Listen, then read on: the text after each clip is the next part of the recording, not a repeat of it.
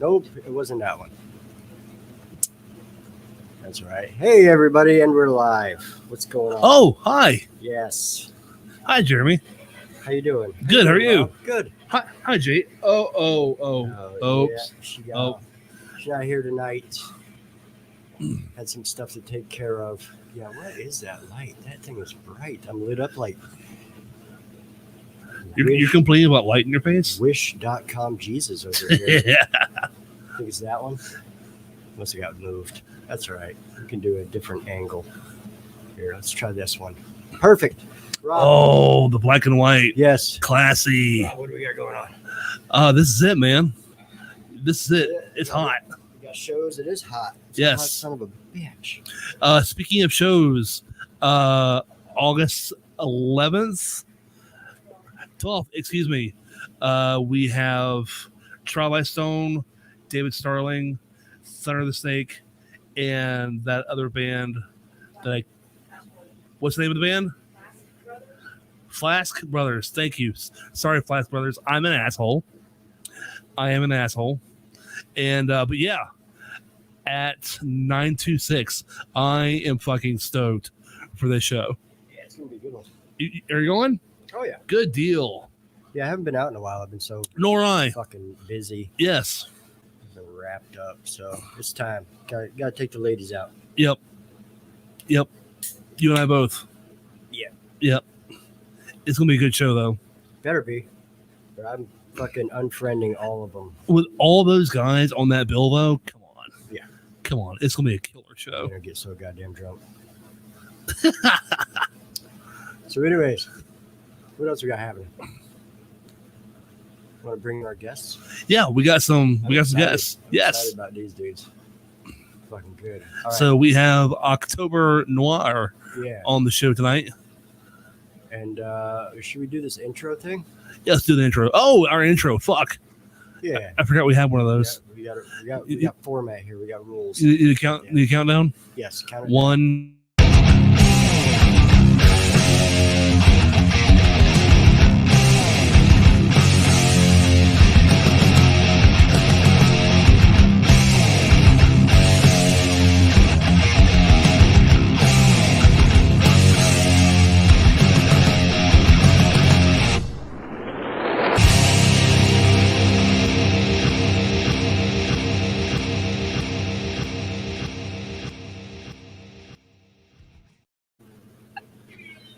Hey, we're here.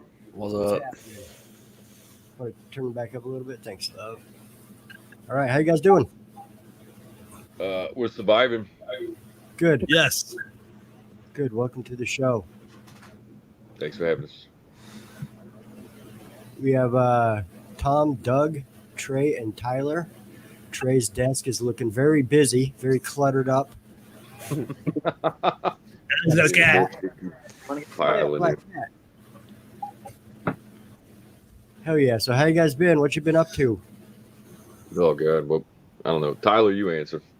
It's been very busy. Incredibly busy. Like an understatement. Yeah. Yep. New album season. Always busy. Awesome. Yeah, you guys put out a lot of music. Had a new one drop on YouTube 11 days ago. Well, that was from the previous album, the new music video. So we just kind of playing catch up, back catalog. Makes sense. So we know who you are. Do you guys care to introduce yourselves and what you do in your establishment? I'm Doug, keyboard player. Surely. I'm Trey, the guitar player. I'm Tyler, the drummer.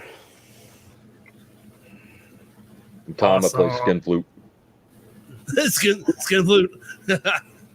Yeah. I must not have been watching the right video. wait a minute. That's a whole different- Are these the right people? Pornhub.com. Yeah, Tom and Doug collab on the skin flute action. Oh yeah. Well, You ever everybody's seen got two a men hobby. playing the skin flute in the 69 position? Tom Fields right at home at the press conferences. It's like he's got a bunch of dicks pointed at him with all those microphones. I need a mustache. A dick broom.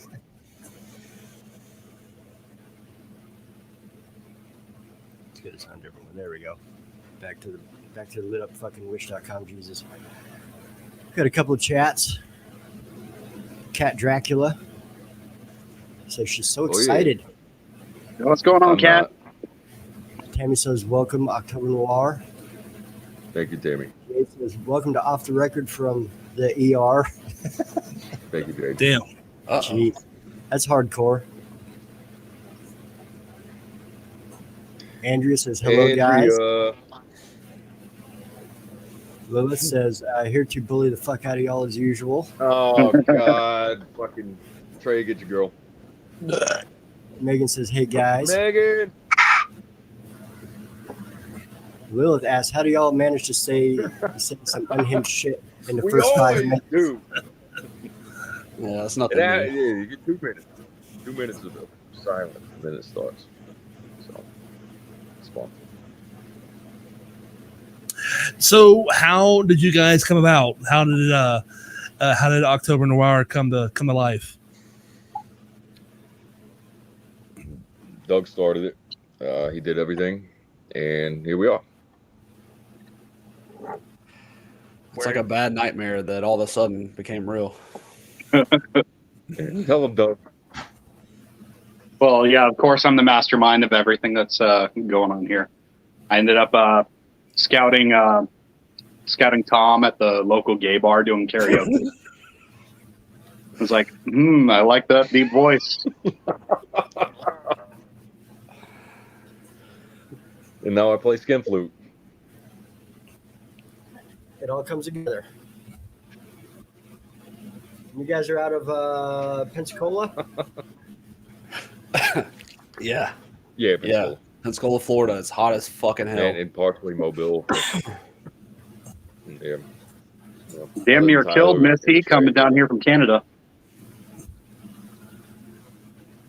Damn. Yeah. You see, you're from Canada. Hot motherfucker doing that. Yeah, she was not prepared for the climate. Doug, you got to explain a little bit better. Oh well, she wasn't really Canada. nearly Girl, killed. one It was of just the girls. Madam Absent was a collaborator with us for the music video that we released recently. So shout out to her. But being a Canadian, the Florida climate hit her rather hard. He'll do that. Start sweating out all that maple syrup. Hell, I'm Floridian, and the Floridian climate hits me hard. Yeah, I always want to move back to Montana in the What part of summer. Florida? Fuck them winters. Nope. That's too fucking cold, man. Nope. No, That's a big I no. can't do that shit. I would Being take the cold. 5'7", snow up to my nuts. No, not doing it. I'll suffer out the heat. So, how did the name October Noir come about? Doug? Trey, you answer it. I clearly came up with it. 3 years and But coming- how? Is there a story behind it? I was taking a shit in the Spirit Halloween store. But it was no, I just wanted something that portrayed the season of the autumn and then anything Halloween, and then match it with something with some elegance or flair. So I just went with the French word Noir for black. So I didn't want to call the band Autumn Black. It sounds probably more cliche than the word Noir itself, but yeah, I just wanted it to produce the autumn and elegance. That and we used to be a dark jazz band, but we just decided to keep up. Given from what I've heard of your music, it's definitely appropriate. Fitting. I would say, yeah, it's very fitting. Yes. Yeah. Yeah. Luckily, it worked out. I think it worked out. I think Autumn Black would have been too too underground almost. It sounds like a porn star. Yeah, it actually does. Yes. Yeah. I've been trying to figure out what that sounds like, and that is absolutely correct. What porn stars? I can show you. Goth porn star, Autumn Black. There is a great drag name, queen actually. out there that's named October Noir. Yeah, it is. I forgot about that. Yeah. So that's what you do in your off time there, Tom? I mean, if it pays the bills. You know, I never made the connection, but every time I see October Noir, the drag queen, doing things, you're nowhere to be seen. It's like Superman and Clark Kent. You got to keep the lights on. $20 is $20. That's Well, right. I don't know if that was true. Though our merch would be filled up all the time, so I don't think it is.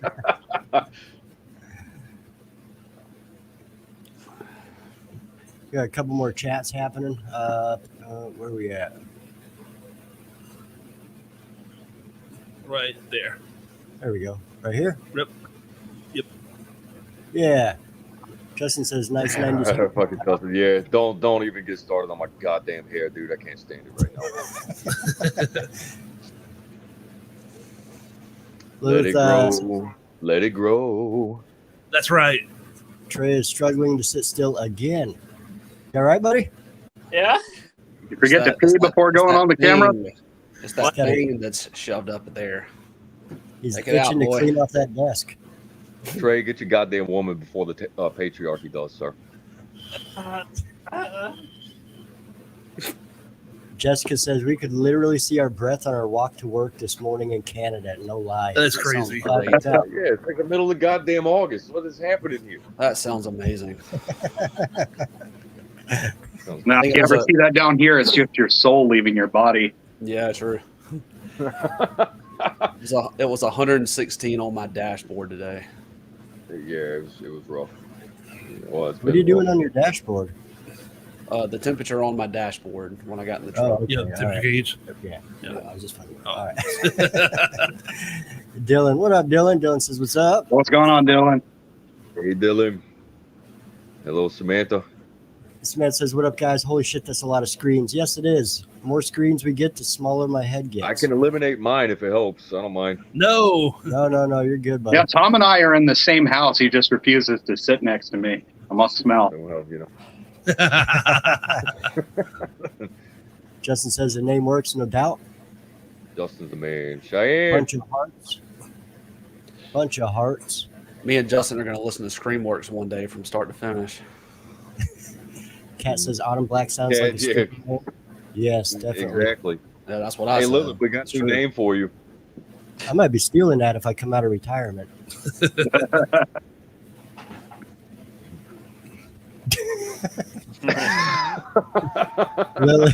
Lilith says wanted it to be elegant, and then he says he took a shit in Spirit Halloween.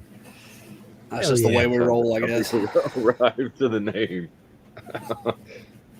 I lost one. Pro tip: if it comes out black, you might want to see a doctor. Yeah, it's a good What's time third? to Well, they're missing some context there, but all right. maybe But it check means you the got blood in your stool.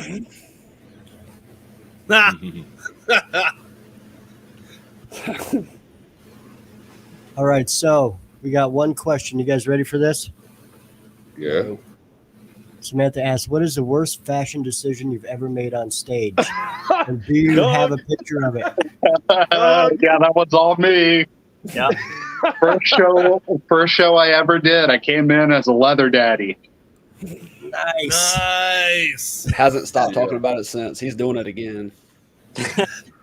So, are there pictures of this? Yeah. You've seen? There is a picture of it. We try to share it at least once a year to keep everybody's mind refreshed. Doug, explain your outfit. Well, I mean, just going up looking like Rob Halford. Yep. Not much really to say about that. I had like a leather chest harness.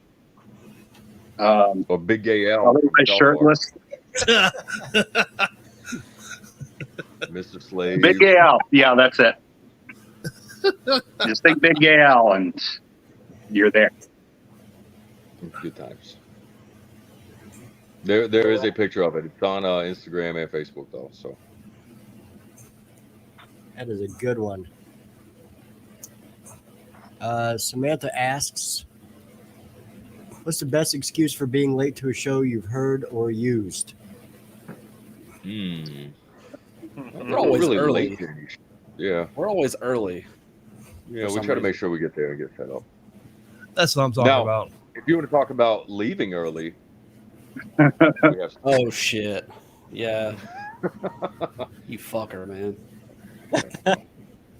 fuck that guy. You left me and Trey holding the bag. Well, Trey more so.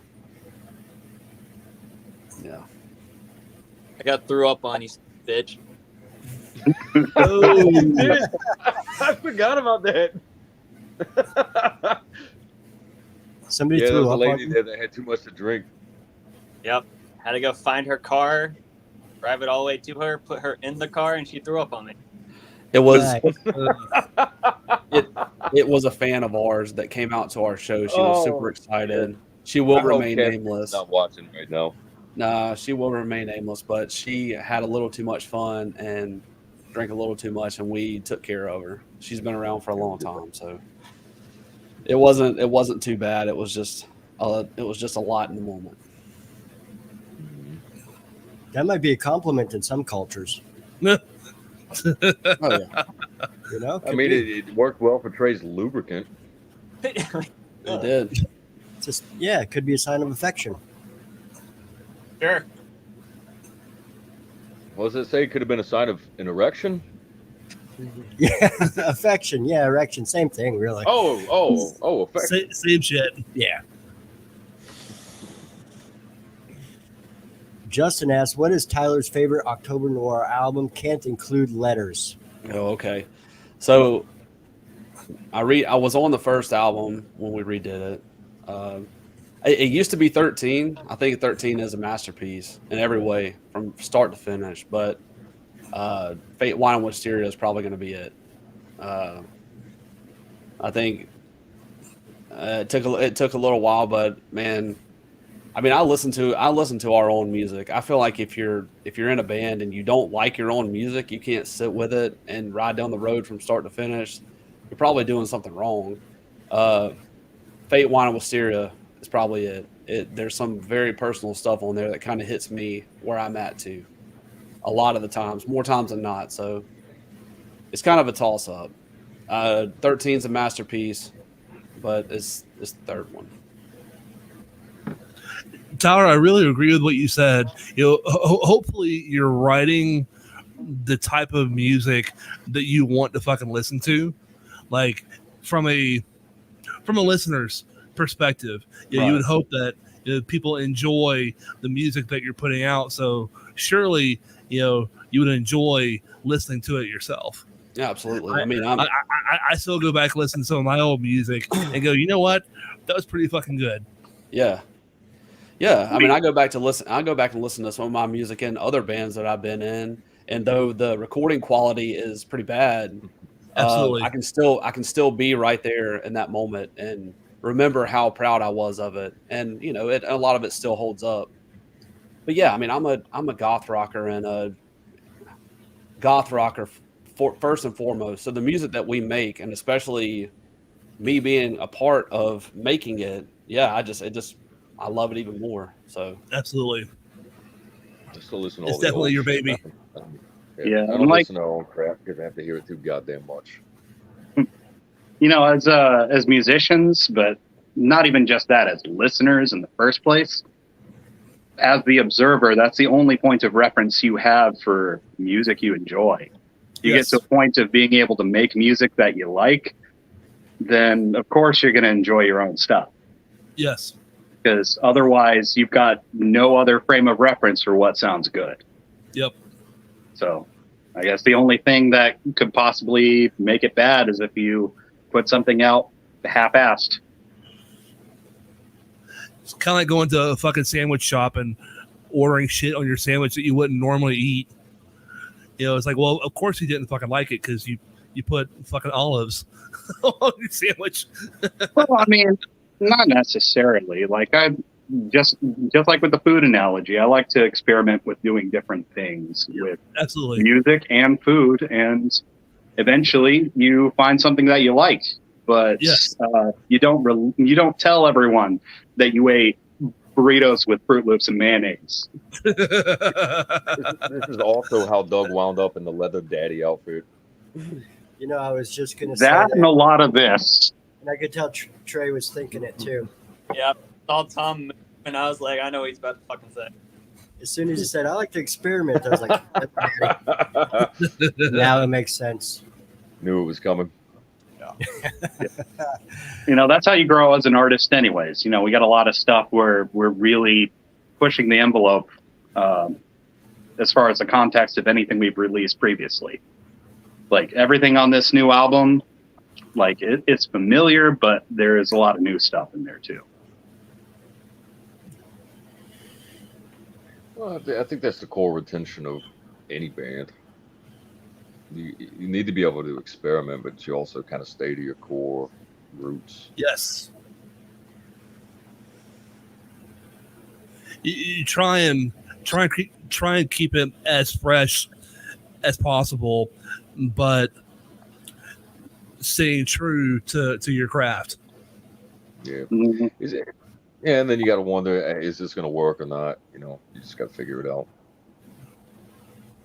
I don't know. For me, it's always whenever I was in a band, it was like, you know, the shit that I'm writing, is it good because I like it, you know, or maybe the fucking, you know, I don't know. I feel I that. mean, I mean, like a fucking echo tunnel, you know. Yeah. Well, I mean, I think sometimes- everybody Yeah. that's how they do it. That's how they write. That's how they come up with things and then kind of dive into their artist side. Is you have to be able to like what you're doing. I mean, if it feels good, a lot of people are doing that. It feels good, you put it out there and you see if it feels good for everybody else. Absolutely. Yeah. Well, there were even some times writing this record where I wanted to do this or that, and I had to sacrifice. You know, I mean, you have to sacrifice for the song, right? So you want to do something, you want to do a lick here or a lick there, but then you go back and you do it a different way, and it fits the song better. So you kind of have to give up a little bit of your, I wouldn't say ego, just what you want to make the song better. That happened a lot, but not too much, but definitely a little bit. I had to fight for one. Yeah, some of it, yeah. Tyler, I agree with you. I think it is a little bit of your ego that you kind of have to put aside a little bit, especially if it contributes to what you're putting out. Especially if you have a fucking producer that is just as invested in the product as you are. Yeah, that's definitely the case. I'm sorry. I said that is definitely the case with us. Yes. So.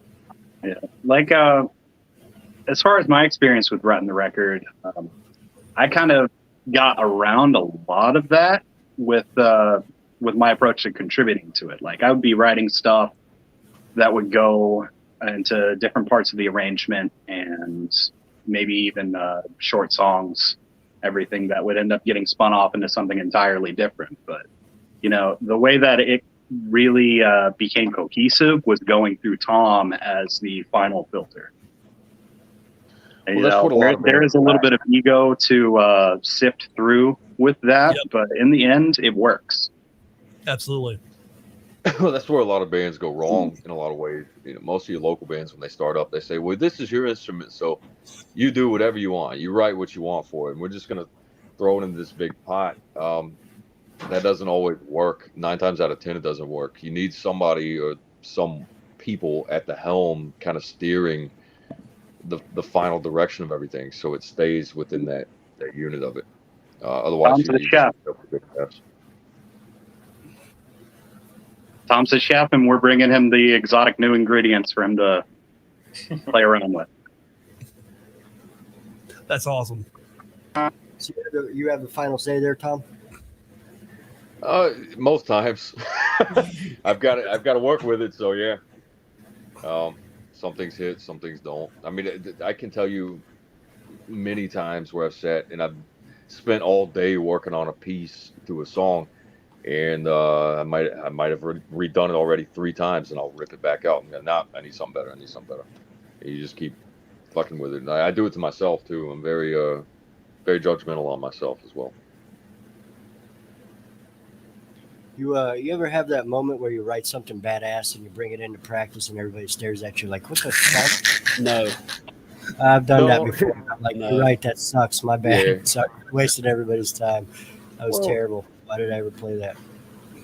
Well, I mean, but again, you're writing something that you think feels good. But on the collaborative scale, how's it gonna translate with everybody else? So you fight with that too. Because We there's certain tend elements. to have. Well, I mean, we tend to have ideas and build upon them, make them good. Yeah, but then you have to start looking at it from an engineering standpoint too, on the audio side, like what breathes, what doesn't. You got headspace you got to work with. You got, what's overcrowding this or that, and when does this need to lend here and lend there. So, yeah, you have to fight with it. There's some things where they would come out as initially a guitar piece, and then I'd reroute it to a keyboard piece, to allow it to take precedence more so than what the guitar is doing. So yeah, it's good to marinate and play with it and kind of try different things until you get something that works. You have any songs that you feel like you rushed out? Or would you just hold that back and be like, no, we're not doing this one, this album, maybe next album? I think for me, a lot of the third album, Fate, Wine, and Mysteria, I think a lot of that towards the back end was very rushed because we spent all the way until the last day that it had to be pushed out, trying to get it all finished up, cleaned up. And there's things that with any of it that I can look back and I'm not happy with it, and I would have done something differently. But you got to keep yourself to the time frame and the deadlines. So, well, yeah, a lot of times you let it roll. Yeah, I remember we were working on that one like from start to finish going into that. The day that we finalized the album, we were working on like the final additions to the arrangement for Goodbye Blackbird. Yep. I don't feel like any of this new album was rushed at all. No, we actually had some good buffer time for this new one, and then we finished early, so it kept a lot of the stress levels down. Good. Trey, how are you doing, buddy? What's up? How are you doing? You okay? All right. Good. I want to make sure you weren't frozen over there. He's so quiet all the time. Ask Trey all the questions from here. Yeah, let's hear a little bit from the intern. Son of a bitch. All right. Let me see. I got to scroll do back have a bit. a whole. I think you're. Yeah. We got a whole slew of Yeah. chats to go That through one did here. That one did that one. We got questions and shit. Yeah, All Lilith, ask Trey an embarrassing question. I want to hear it. All right. This one's not very embarrassing. You want an embarrassing question? Okay. Hey Trey, what's Yeah, here we go. what's the most embarrassing thing next to your bed? In like a nightstand or. Thank goodness I don't have to answer this one. Here we go. You know what it is. Fucking go. Okay. All right. You're gonna have to explain that. Yeah, we need some context here, buddy. My cat's the shit. Fuck you. Okay. That's the context. Trey, being a cat father myself, I'm gonna have to ask you to do better than that. Better than I empathize with you with that picture. So, Being What? a faggot myself, I'm going to ask you what's the worst. I'm sorry. shit. Go ahead. I'm just giving him shit. Yeah. They're all under charger right now. You said they're all on the charger. Yeah. Samantha asked if you could sell any merch item in the world, what would you sell? Snake oil. Yes. All right, Like, Leon, not literal snake oil, but like piss in a bottle to say hair regrow. this is piss. Piss with zinc. I'd like to do the October Noir hairbrushes. Hell yeah. I've been trying to get us to do that one for a while. Yeah. My signature hairbrush is going to be a straight razor. Yeah. I'd like some good hairbrushes. I don't know. Maybe a candle one day, Tom. Okay. Yeah, Well, maybe I a mean, candle it's one kind day. of in the works. But yeah. Yeah. We got to find out what's going on with that anyway. Yeah. We need to get the artwork done for that. Yeah. Yep. Add another to the list. I thought for sure you were going to say Daddy Doug fucking bathwater. Uh, God. Well, there it is. There's the snake oil. there's You just think, oh wow, you found his Reddit page, did you? In a spray bottle. Hell yeah. The October Noir bedside rag. Yeah. Yeah. what's Andrea asks, out of all your original songs, which is your favorite and least favorite to play live? Exhume. For the least favorite. Did you turn him up, Ben? Favorite's Which- probably Windows. Yeah. My favorite's a tie between Windows and Endless Lonely. And I really like Little Drummer Boy as well. We haven't done that one in a long time. Yeah, my favorite's Reverend. Yeah, I can't really say that I have a least favorite, but my favorite is definitely Clench, because sometimes I get to break a keyboard. I think the song. There's one song that we've only done one time, and I don't think I've ever felt anything like that on stage. It was Persephone when we played that one time. Oh yeah. Holy shit! Yeah, that was Bringing the Thunder. Was that the Yeah. one where I still playing guitar at the time, and I Yes. pulled out the George Michael, Never Gonna Dance Again? Yeah, Yeah, fucking Careless Whisper. Yeah, we got video of that It actually fit it was the vocal pattern of Careless Whisper that actually fit into the end of fucking Persephone. It was the craziest thing. Doug whipped it Yeah. out. I was like, holy fuck. It was that's awesome. hilarious. yeah. The first time we practiced for Persephone, we busted a wine bottle. There was just a wine bottle busted in the room. Yeah, it blew out the Oh, yeah. bottom end of it. Yeah, that was fucking wild.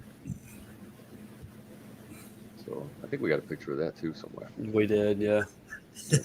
Good old Lilith there. This one? Yeah. Yeah, I think this is in reference to the Trey's story earlier about getting Oh. thrown up on. Dun dun. Yeah, my vagina just made the Windows shutdown noise. Law and Order. Yeah. How long has that fucking thing been logged in for, you whore?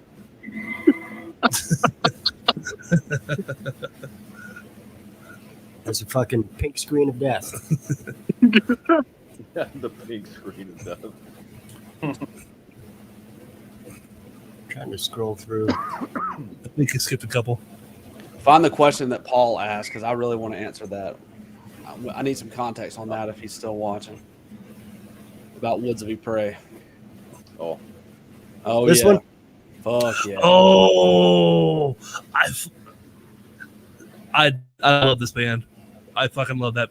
It's a fucking shame what happened, but yeah. then we have a surprise for all of the Woods of Ypres fans out there coming on the new album. No shit. Yeah. Brian Below, he's the guitar player. He does a guitar piece for us, and we use some of the lyrics from a Woods of Ypres song for the ending. That's awesome. So we will hear it Saturday. Yeah. I think if we ever covered a Woods of Ypres song, I think it would have to be Silver. I think that would be the song that most fits kind of our lyrical content. if you're a Woods Be Pray fan, then you know the song Silver, but I think that would probably be the best for us. What, Silver Side Up? Is that what I heard? Yeah, let's do some Nickelback. Well, we'll do that after, but Silver is definitely would be my pick. Are you familiar? No, I'm not. No. Nope. Very doom metal. Like very slow. Well, that's kind of pigeonholing them a little bit, but Yeah, the last Doom album was a breakaway, but sorry, come again. yeah, the last Woods album was definitely different than any of the others. It was a little more polished and to the point, but Yeah. yeah. Check them out. Yep. I listen. You know me though. I listen to a lot of stoner rock and shit. Astro Queen. You probably like them then. Yeah. I'll check them out. Yeah. I will forever wave the flag for Woods Be Pray, for sure. It's just kind of who I've become, that band. Samantha's got a serious question for you. And Samantha asked, tell the story of the one time you came closest to giving up on music and what brought you back around. 4 times for me. I don't know.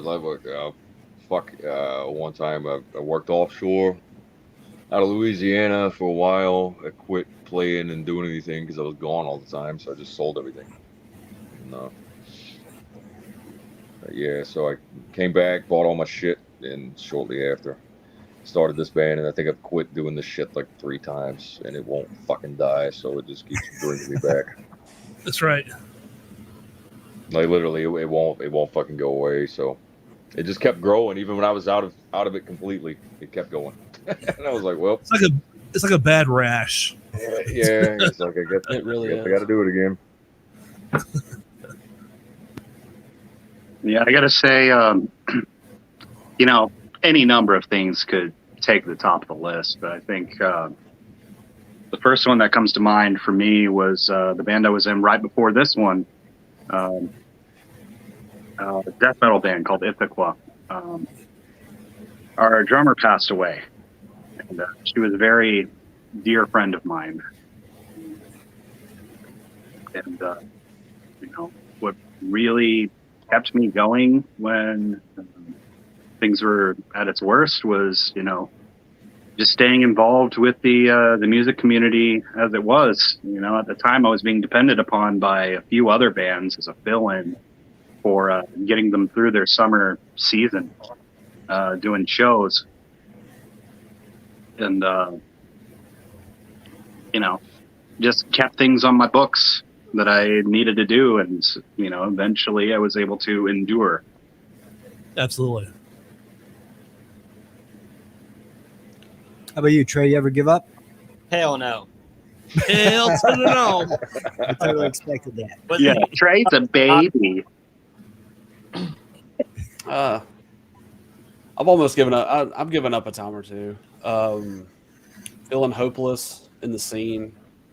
Feeling like you're doing the same thing over and over and never getting any results. And I was in a band. I was making great money doing shows. I was involved with the ex-guitar player from Three Doors Down, and we were doing stuff, and we were in the studio and we were recording, and then he passed away, and he passed away of an overdose. Matt Roberts from Three Doors Down. He's a good friend of mine, and when he died, I said, "Fuck this!" Because not to be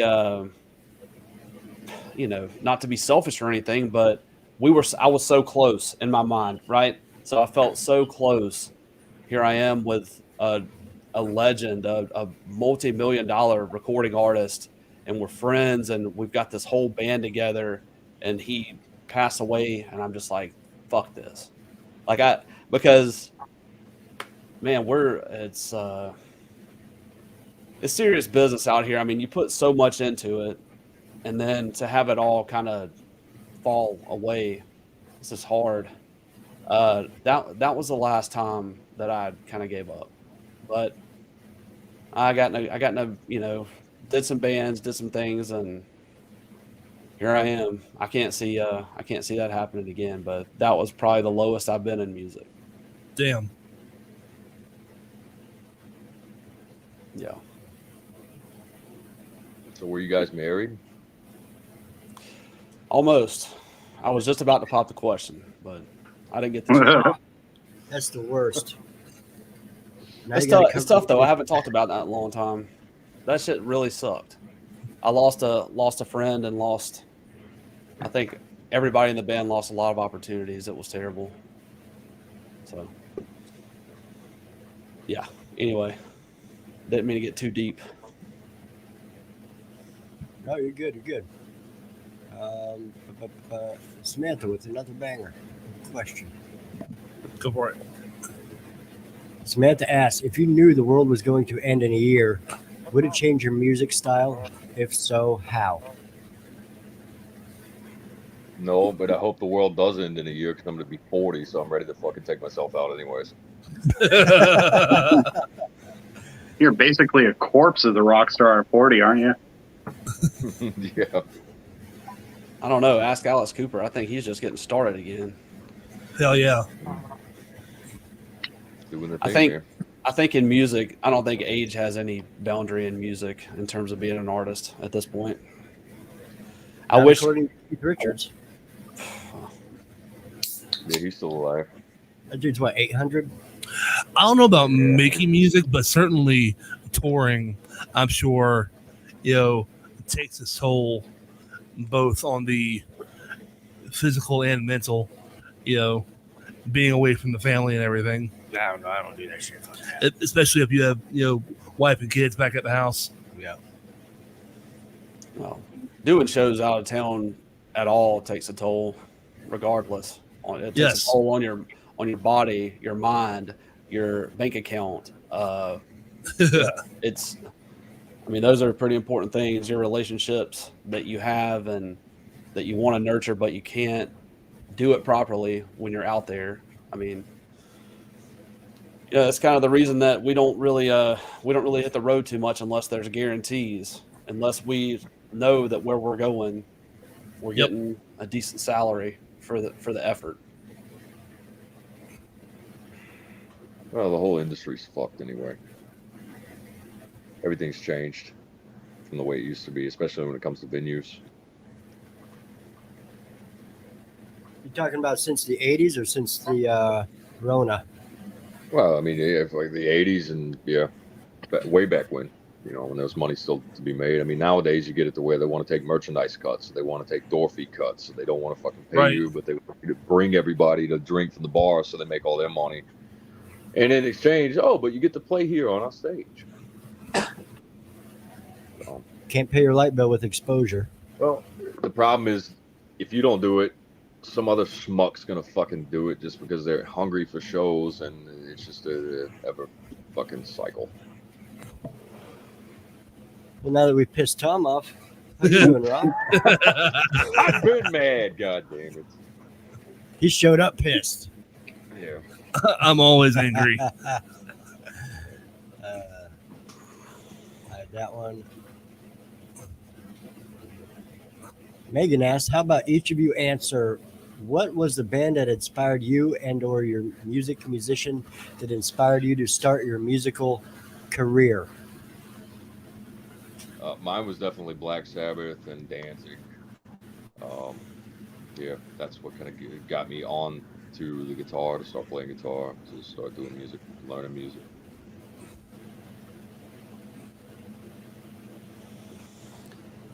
I think mine was probably Avenged Sevenfold. I was a kid. I don't know, 2006, 2007, when I broke into that and found Avenged Sevenfold and Atreyu, and Bullet for My Valentine. I know it's kind of corny, but to hear that music and how aggressive it was to me at the time. Absolutely. I'm coming from listening to emo stuff and Dashboard Confessional and like old Victory Records bands, like the Used and Silverstein. I'm listening to things that would be considered kind of on the line, but then I hear this music and I'm like, wow, I can do this. And then from Avenged Sevenfold comes other bands, and then I don't know. I started really heavy, and now I've kind of drifted into more melodic. I mean, but I think probably Avenged Sevenfold. I mean, the first band that I ever joined, we were going for that Avenged Sevenfold. We had a female singer, so it was like Avenged Sevenfold meets Evanescence, and it was actually really good. I'm so proud of that band at the time, and well, still now. But I thought, wow, it was definitely garage days, but yeah, that's what got me passionate about it. It forced me to learn how to play aggressive. So I always get excited about that. Yeah. Yeah, I got to say with mine, it wasn't necessarily about having a particular vision for the kind of music that I wanted to release. It was more about just trying to be the best guitar player that I could possibly be.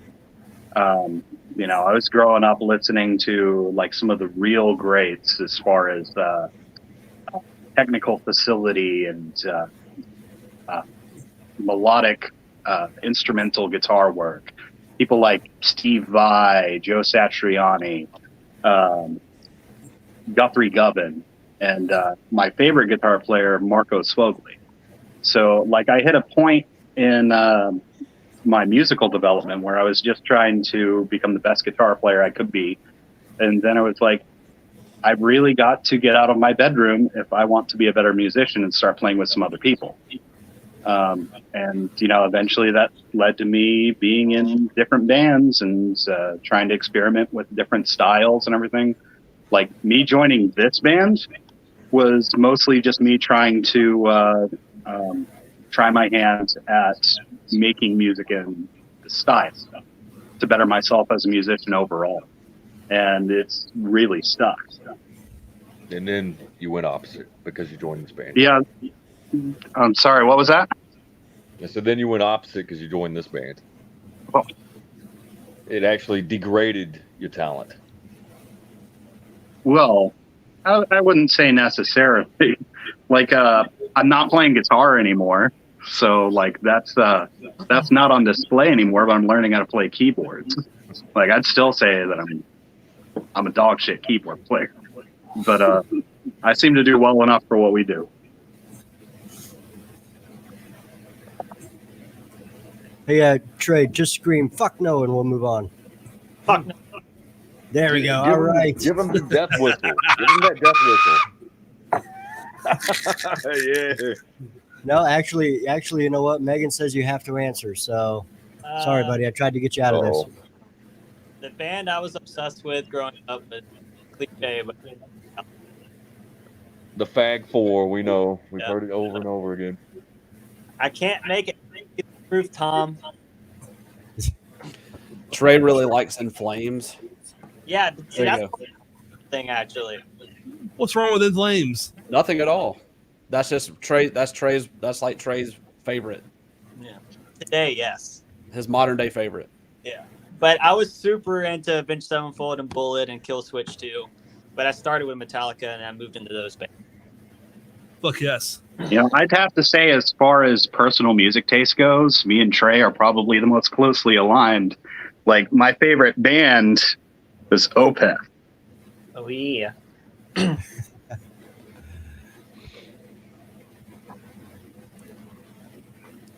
Opeth.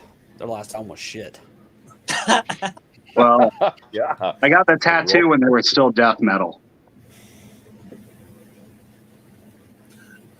What's that next question down? This one? Christopher Crow Walk. See what Chris says. You read it.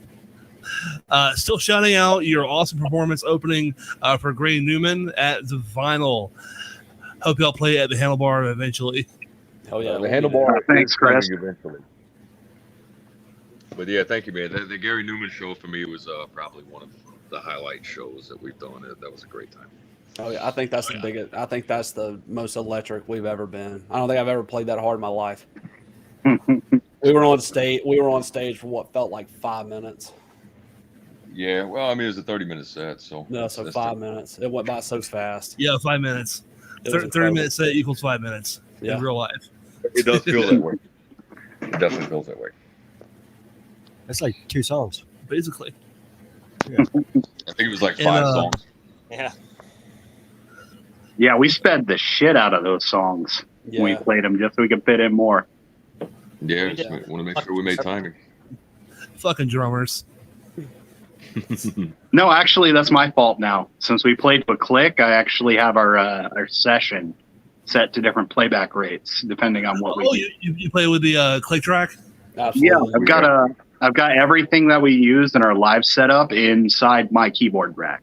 Like everyone's Nice. guitar's tones, everyone's bass tones, the vocals, the keyboards, it's all coming out of my rack. Fuck yes. Well, Yeah, we did that as a pre-mix so that most of your house sound guys don't really understand the way we dial in, so we do it ourselves and basically just make it easy for them most times. But yeah, of course, it follows our lights. It follows any backing that we have in there too. Oh yeah. And go down to Lilith. Yeah. I don't understand the context of this, but motherfucker, 1 I don't hour want to later. hear shit about being a whore. 1 hour later. Throwing shade at Tom. That's right.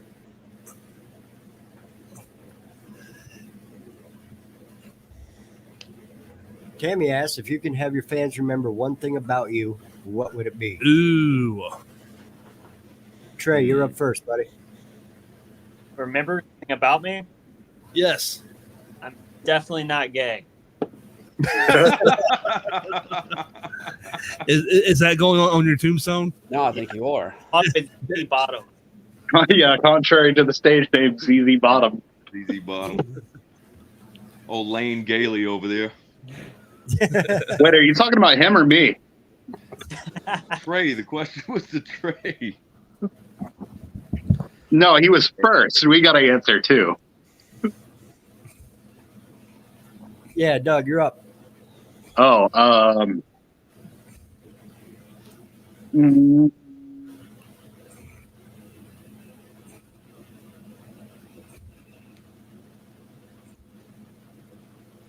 shoot, I'm gonna have to think about this one. Come back to him. Go ahead, Tyler. Yeah. One thing that I'd want fans to remember about me, well, I think this is all collective, but that we're very personable. I mean, a lot of people reach out to us, and we always respond back to them, and I think that's a big thing. I mean, there are a lot of people that say that we're their favorite band, which sounds like a lot of shit to me, a lot of bullshit, but I could imagine that if I was a fan of a band and reached out to the band and they responded back and corresponded with me, I think that's a pretty strong legacy to leave. About me personally, I would hope that they would say that I'm a good drummer and a decent person. I don't know, that they enjoyed what I brought to the band as a fan. So Definitely. that's easy. I just want him Tom? to remember I did not have sexual relations with that woman.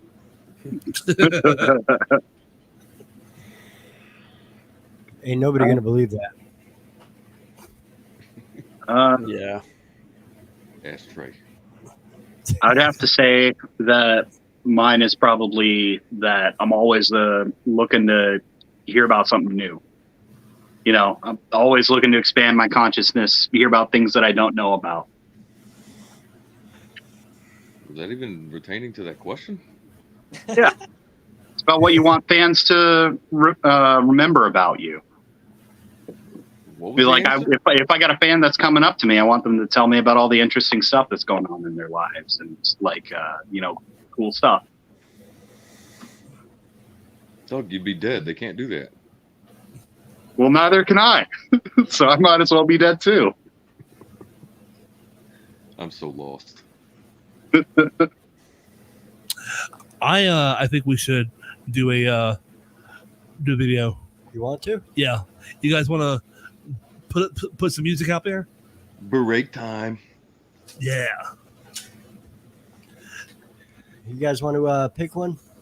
Reverence or Forever Haunt? You go with Forever Haunt.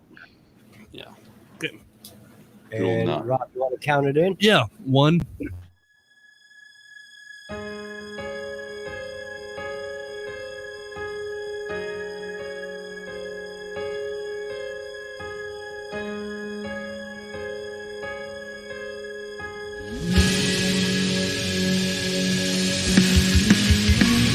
Feels I'm trapped inside the darkest chamber. There's nowhere else to hide. It's middle anguish. I see through your disguise. Your every line. I'm running for my life, but where's the danger? Only the skies be crying. Only the skies be crying.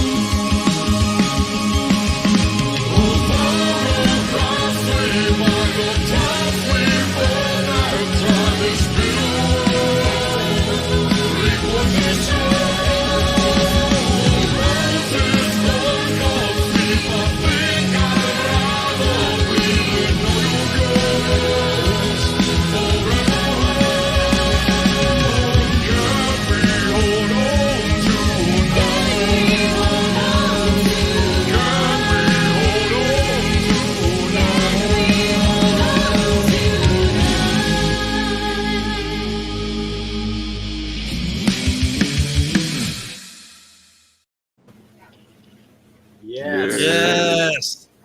Boo. What? Can we kick him out? Yeah, which Yeah, one Trey did kick gone, out? man. Yeah.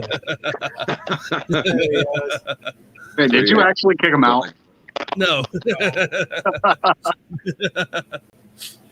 Trey's Put him in the corner.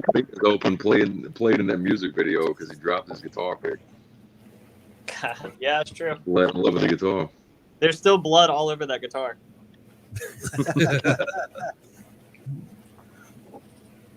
So who is the backing vocals on that track?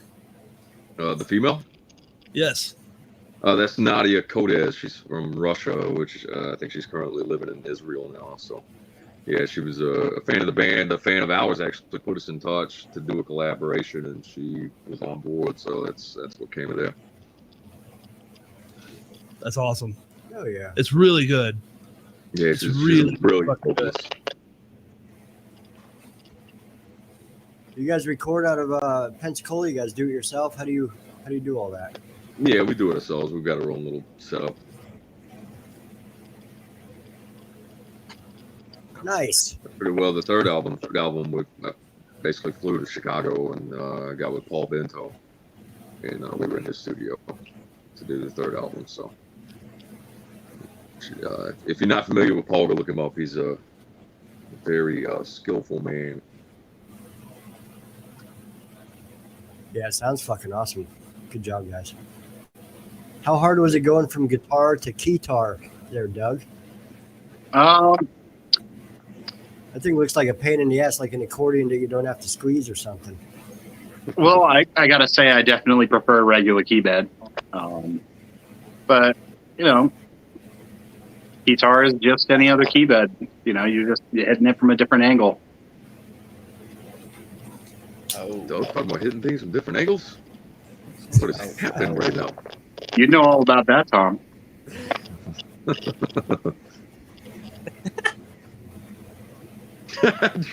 Trey's actually fucking saying something right now. No, we can't hear. He's cackling. Fuck all of you. There it is. We're gonna have to somehow use that in the intro, a new intro. I'm gonna write. It's gonna Fuck be, all you. It's gonna be 10 seconds of Trey just like fuck you. Yeah, we just summoned him from hell, and he's here against his will. Oh, so no wonder he's pissed. I get it. Yeah. He's channeling that cat picture next to his bed. He's mad. Fucking talk.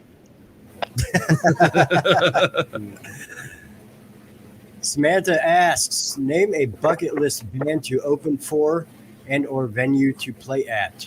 Tom, you're up first. I wouldn't mind opening for 69 Eyes.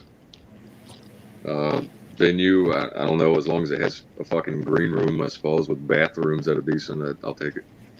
Yeah. Doug?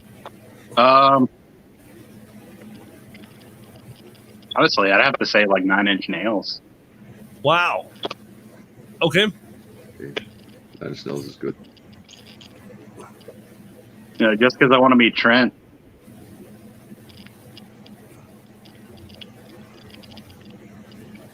Tyler?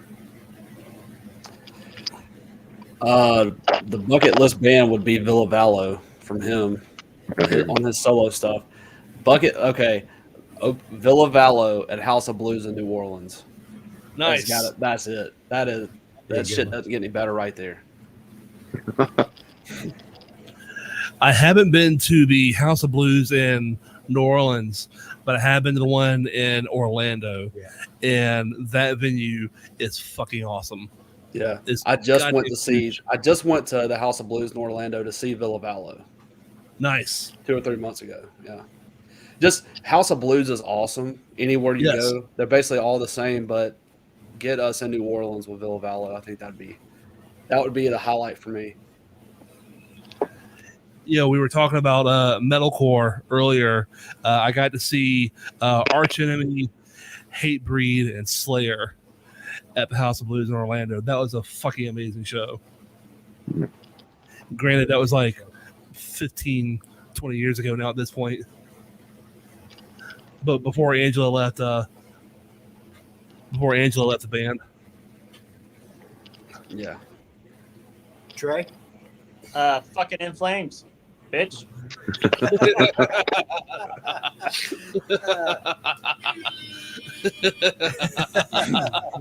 This is like the most lively he's ever been. Bitch.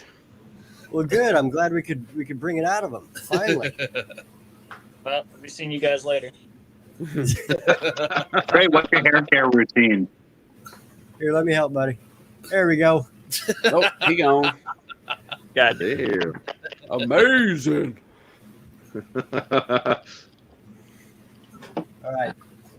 Samantha asks, what would be the band's top 2 goals to reach if you had unlimited resources? Or to die.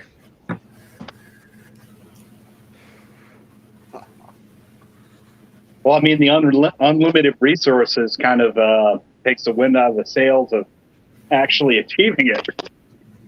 No, Yeah. man. Like my top goal right now is just to make a career that I can sustain myself off of. Fuck that. I'd take a handout if we could ever get one.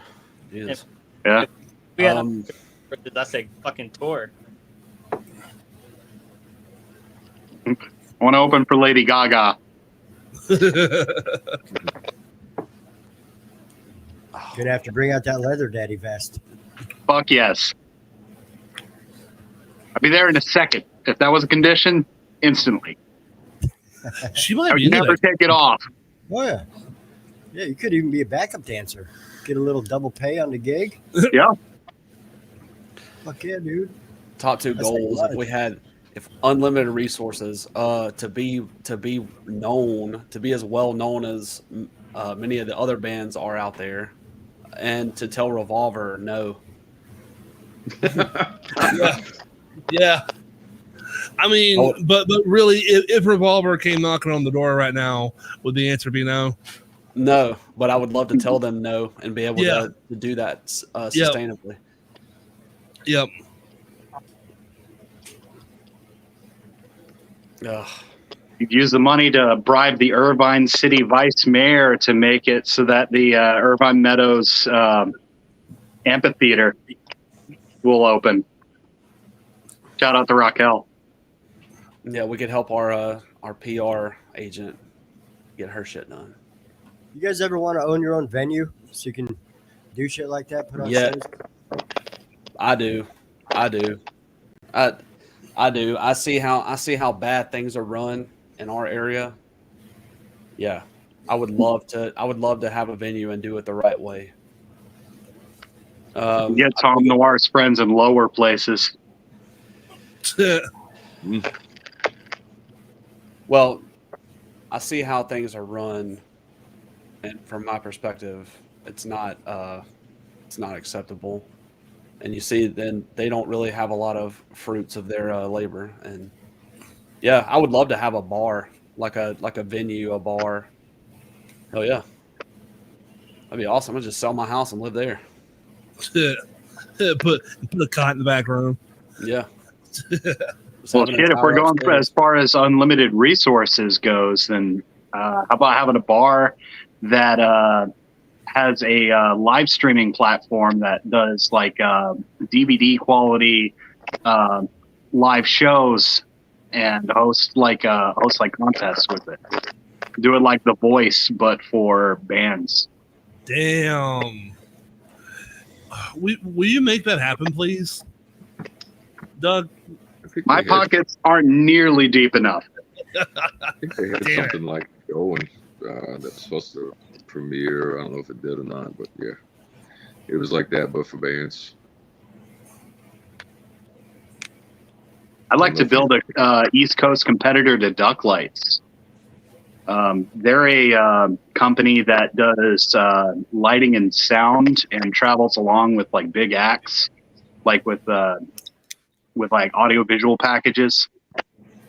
I do that kind of stuff for our band, and I think it would really be cool to upscale that and make that a company where I have other representatives working under me to deliver those capabilities to other people. That's brilliant.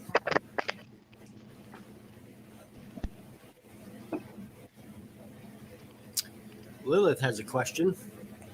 What are some things you have coming up in August that fans should pay attention to? Not a goddamn thing.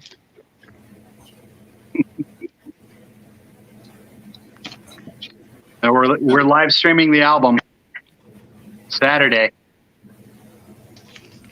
Yes. Where can we watch that? Go ahead. Where can we watch that at, Doug? We're going to be streaming it to our Facebook and our YouTube channel. So yeah, check us out there. Give us a follow. Sign up for the event. Awesome. Yep. Jamie asks, what is your favorite moment from recording the new album? It's done.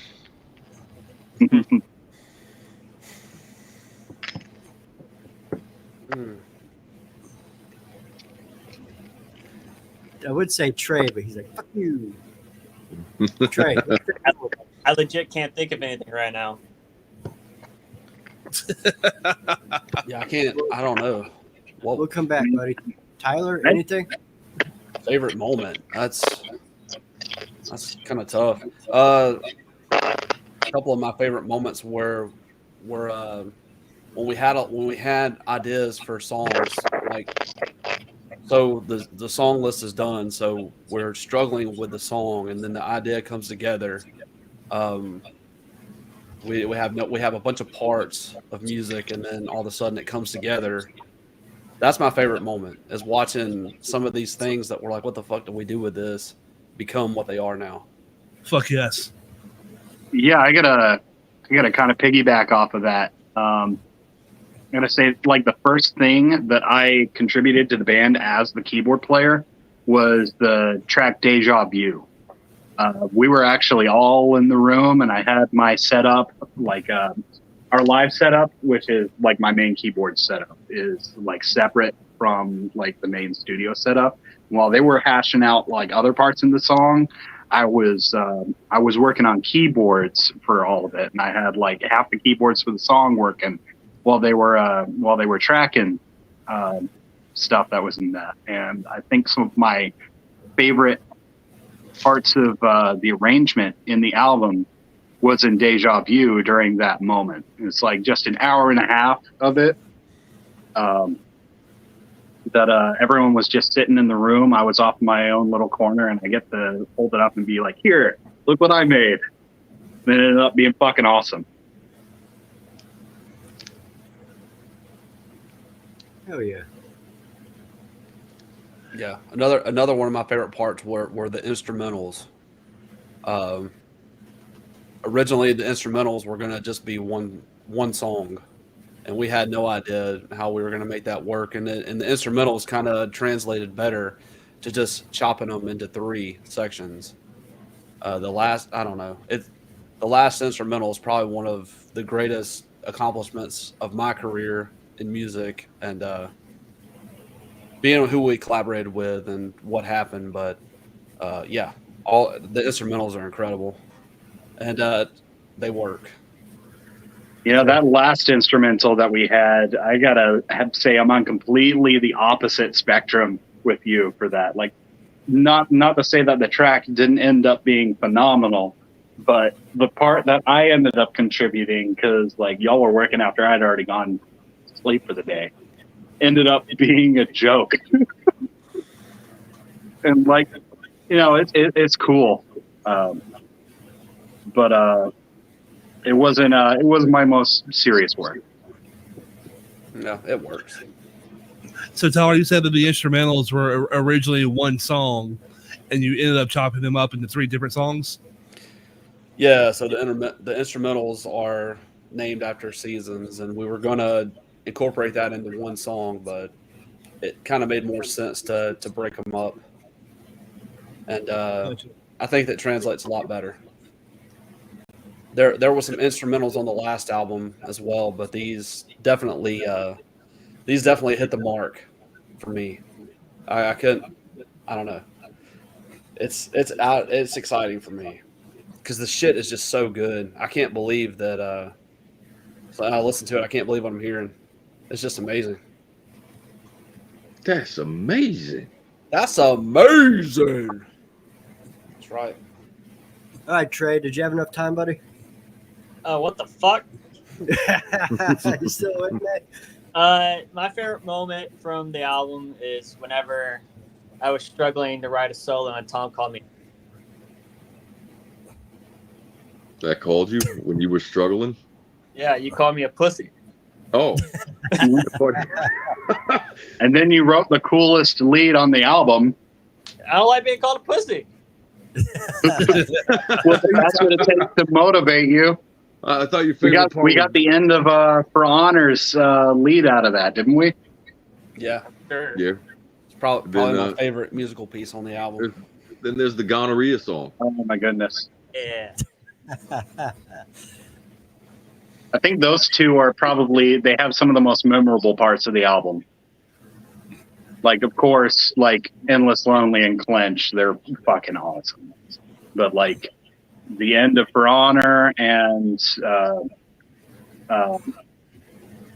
She's Gone. Yeah, those are just, they're good songs. And what day are you guys live streaming this? Saturday. Saturday. Saturday. Yeah. Oh, yeah. This What time? Saturday at noon Central. Central. Good Yeah. deal. We'll have to remind me to. 1 p.m. for the Oh, Eastern. Oh, cool.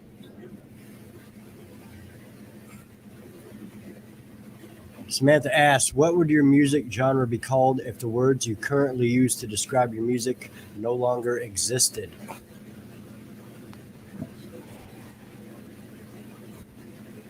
Dog shit. Probably fucking emo. Emo. Be emo. They call it emo.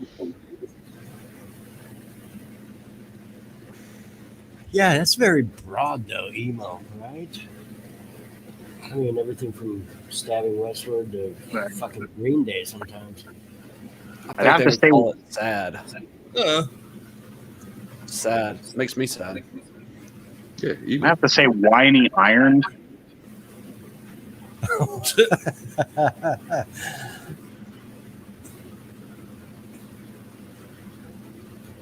Trey's like, fuck you. All right, moving on. Just blow your Aztec whistle.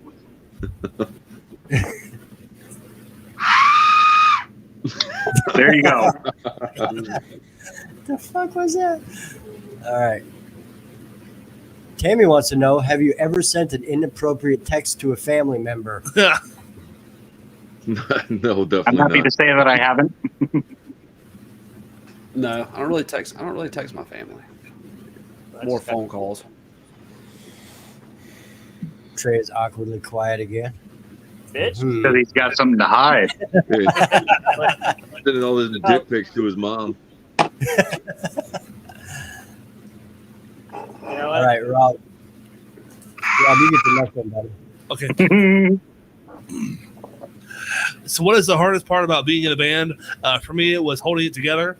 I got this new one going on, the Bone Zone, and we are doing well. But my old one lasted roughly 2 years because no one had the pure determination. They gave it up when it got hard. That's what she said. That's the most important part. You have to have guys that are hungry for it and willing to stick it Yes. through. The hardest part about it is exposure and financial sides. Definitely. Especially in today's world. You know, I think that says something about the history of our band. Like, not saying anything bad about like most of the people that came and went, but you know, it's kind of insane to want to be a musician this day and age. Like, you're making shit for money. You're going out and putting yourself in the awkward position of, look at me, I'm playing music in front of you. Ooh, I've got all this talent that 90% of the population is just as good at something else, and I want you to look at me. And like, you know, it's a dream that's very easily crushed. You got to have people that are stupid enough or determined enough to not give it up. Yeah. Fortunately for us, we're all fucking stupid. Yeah, very stupid.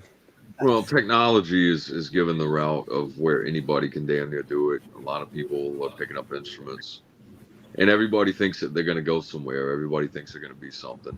I think that's the wrong mentality to step into it with. I know the reality is when you put yourself out in front of somebody other than your own family members that pat you on the back. So you have to really run and shape a product and then throw it out there, and then you got to see what kind of bites you get. And don't ever go immediately to friends or family because they're not going to tell you what you need to hear. They're always going to want to make you feel better. Right. Be prepared for criticism and take it and utilize it. Yeah. And like everyone's always going to be their own worst critic. Like there's not going to be a day in your career where you don't look back at the old stuff that you put out and kind of cringe at it. Yeah. So it's like, you know, you got to have that, you've got to be unrelenting in maintaining a perspective that you're constantly growing and not fault yourself for who you were before as an artist. So I want to throw this out there at you. You mentioned about being ready to take criticism. Mm-hmm. In this scenario, I'm sure you guys have your fans and everything, and people that you know are your true fucking fans. If one of them came up to you one day after a show and said, "You know what? You kind of sucked."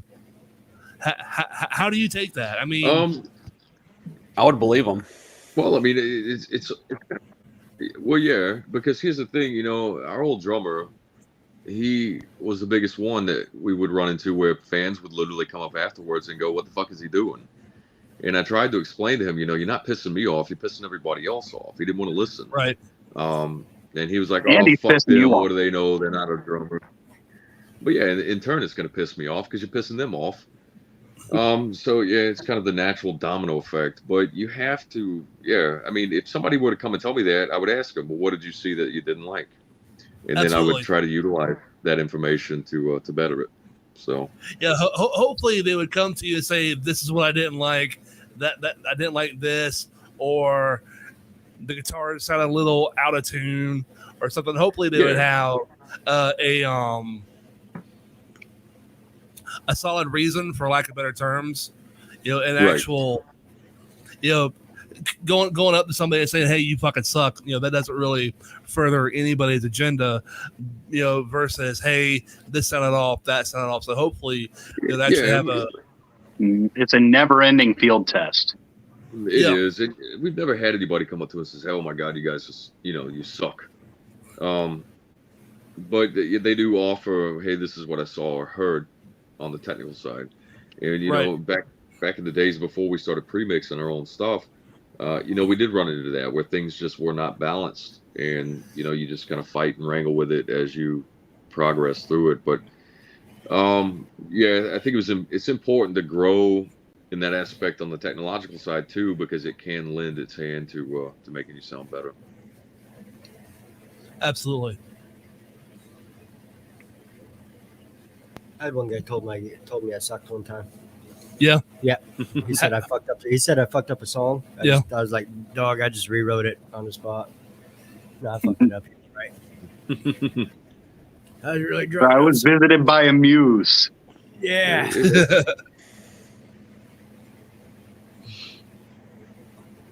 Kelly. Hey, Kelly. And then she What's up, asked, girl? "What's the first thing you're gonna do when you get signed to a label?" Start Hi, saying Lady. no. Probably Shoot jack myself. off. Like right there in the exec's room. I don't even give a fuck. Yeah, I'm just gonna blow my brains out in front of them. Just start saying no to everything immediately when they try and change everything And about then us. when we're done, I'm going to say the aristocrats.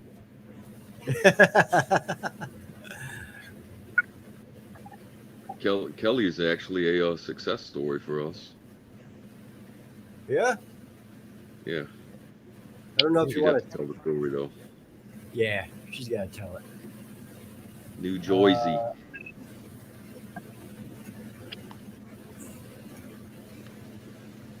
Marcy asks, "What stop on the tour are you looking forward to the most?" Hint: it will be the Cincy show.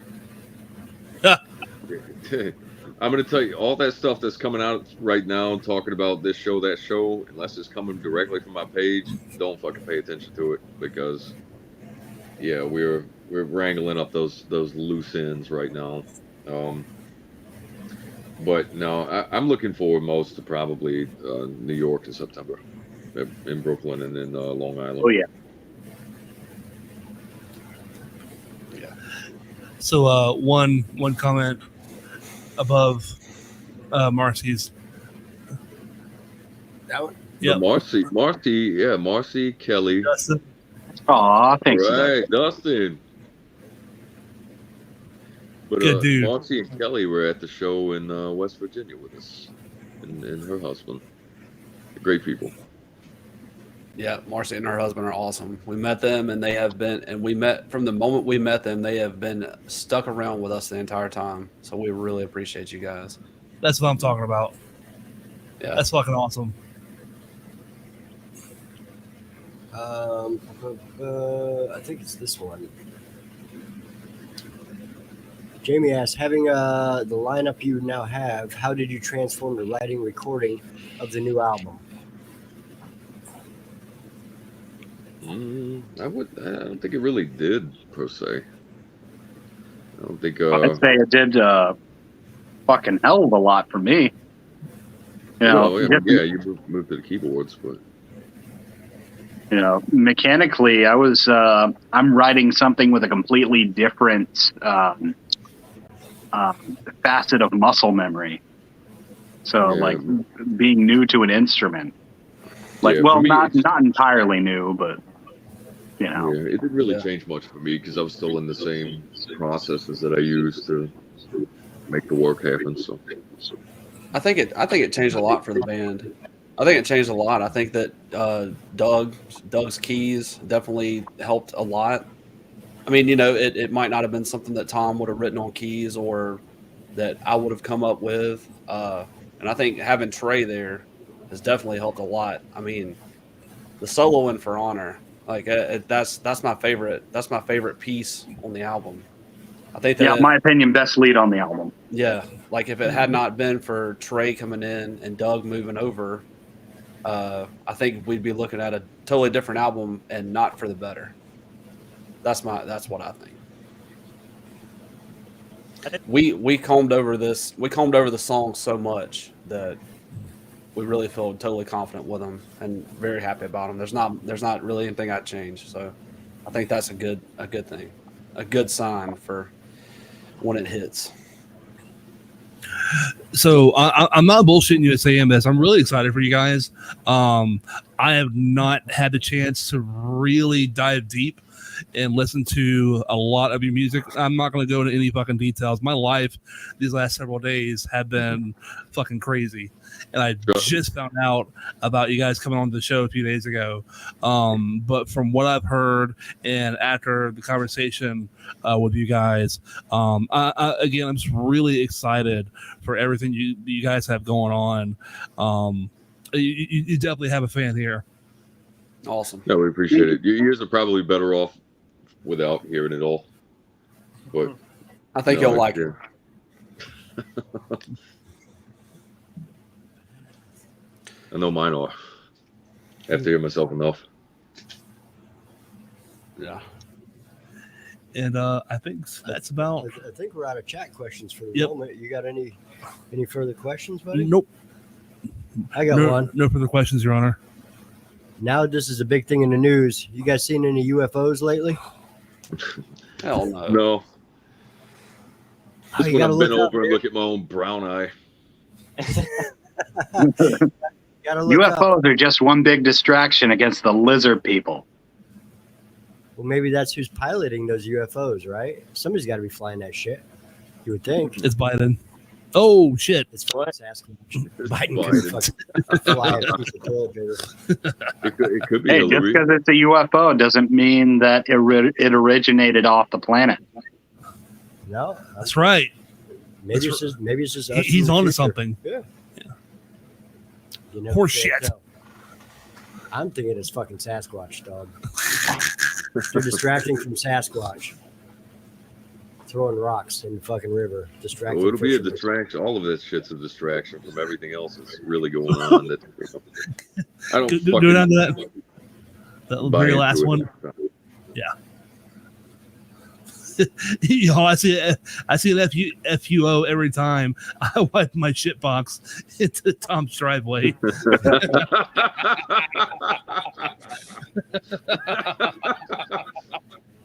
Oh.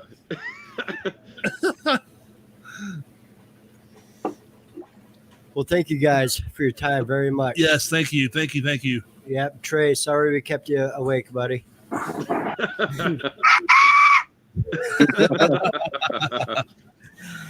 And instead of our normal outro, we're going to play another song.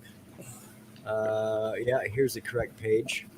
New one, 11 days ago, right? And go check out their YouTube channel. 55,000 views on Wicked Game. Dude, that is nothing to fucking sneeze at. I was able to check out Wicked Game. Goddamn. Yeah, Goddamn. Yeah, the way Tom comes into fucking, I don't want to fall in love with you. Yeah. Jesus Christ. She was pimp. It's more fun when it's live, though. That was actually the very first song that Tom and I worked on when I joined the band. Yeah, and I didn't want to do That it. one's special. Yeah, that's one I didn't want to do. You didn't want to do it? Anyone do it? No, it was it had been done and overdone. Everybody kind of does that, and then him had their cover version of it. But I was like, all right, well, we got to make it like super different. That's the only way I'm doing it, and that's what Yep. kind of came out. But still want to retain done a bit right. of the origin. But yeah, I think it's cool. See, I would think that I've heard Cry Little Sister covered more than Wicked Game. I didn't. The funny thing about Cry Little Sister, I wanted to do the fucking Saxophone Man song with I Still Believe from Lost Boys. And a friend of ours did it in his band, and I was like, you motherfucker. So I didn't want to override him. And I was like, all right, well, I guess I'll do Cry Little Sister. But I really don't see too many people cover that one.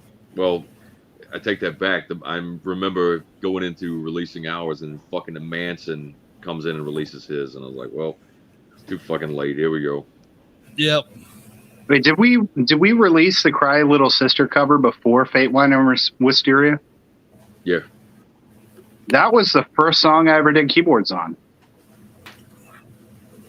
Do you remember that? Yeah, that was the first one I did keyboards. Yeah, because we used the goujang. I was in there scraping it with that fucking violin bow or whatever, that 13th string of the instrument. We were just like making whatever fucking noises we could.